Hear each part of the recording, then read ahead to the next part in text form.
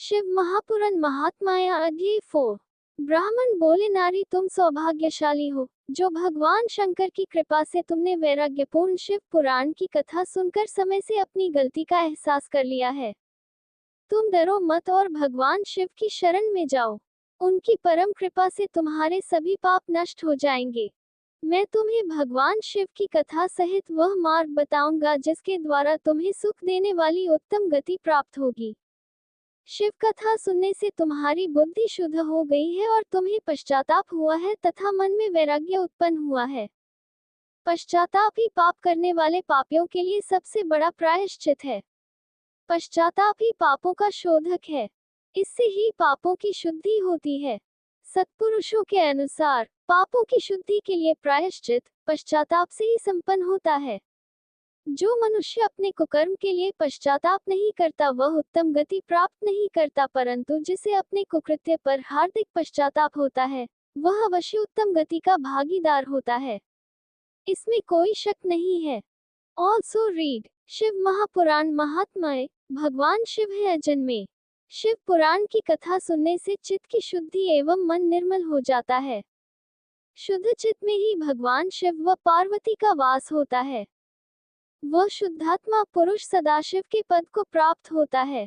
इस कथा का श्रवण सभी मनुष्यों के लिए कल्याणकारी है, अतः इसकी आराधना व सेवा करनी चाहिए।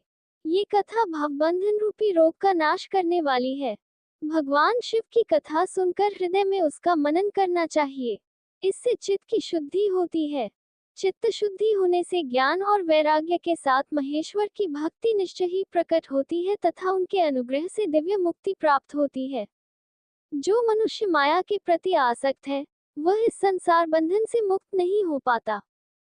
हे ब्राह्मण पत्नी, तुम अन्य विषयों से अपने मन को हटाकर भगवान शंकर की इस परम पावन कथा को सुनो। इससे तुम्हारे चित्त की शुद्धि होगी और तुम्हें मोक्ष की प्राप्ति होगी।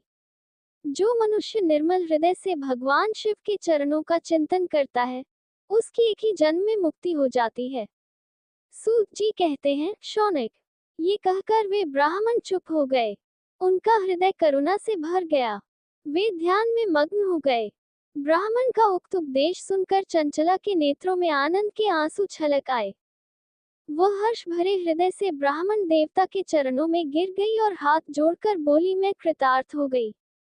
हे ब्राह्मण, शिव भक्तों में श्रेष्ठ स्वामिन, आप धन्य हैं।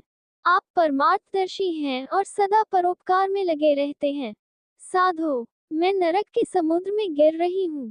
कृपा कर मेरा उद्धार कीजिए। जिस पौराणिक व अमृत के समान सुंदर शिव पुराण कथा की बात आपने की है उसे सुनकर ही मेरे मन में वैराग्य उत्पन्न हुआ है। उस अमृतमय शिव पुराण कथा को सुनने के लिए मेरे मन में बड़ी श्रद्धा हो रही है। कृपया आप मुझे उसे सुनाएं। सूत जी कहते हैं, शिव पुराण की कथा सुनने की इच्छा मन में लिए हुए चंचला उन ब्राह्मण देवता की सेवा में वहीं रहने लगी। उस गोकर्ण नामक महाक्षेत्र में उन ब्राह्मण देवता के मुख से चंचला शिव पुराण की भक्ति, ज्ञान और वैराग्य बढ़ाने वाली और मुक्ति देने वाली परम उत्तम कथा सुनकर कृतार्थ हुई। उसका चित्त शुद्ध हो गया। वह अपने हृदय में शिव के सगुण रूप का चिंतन करने लगी। वह सदैव शिव के सच्चिदानंदमय स्वरूप का स्मरण करती थी। तत्पश्चात अपना समय पूर्ण होने पर चंचला ने बिना किसी कष्ट के अपना शरीर त्याग दिया। उसे लेने के लिए एक दिव्य विमान वहां पहुंचा।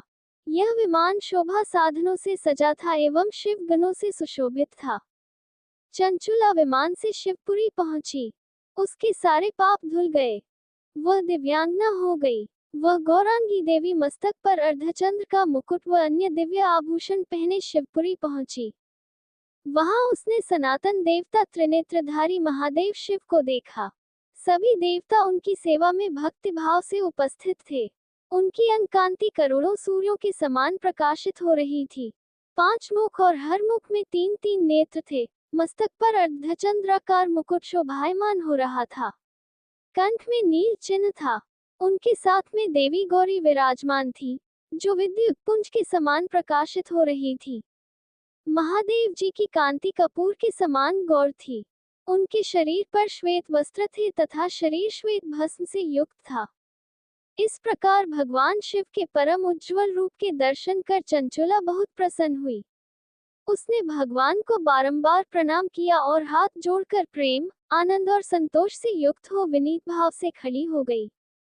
उसके नेत्रों से आनंदाश्रुओं की धारा बहने लगी। भगवान शंकर व भगवती गौरी उमा ने करुणा के साथ सौम्य दृष्टि से देखकर चंचुला को अपने पास बुलाया। गौरी उमा ने उसे प्रेम पूर्वक अपनी सखी बना लिया। चंचुला सुखपूर्वक भगवान शिव के धाम में उमा देवी की सखी के रूप में निवास करने लगी।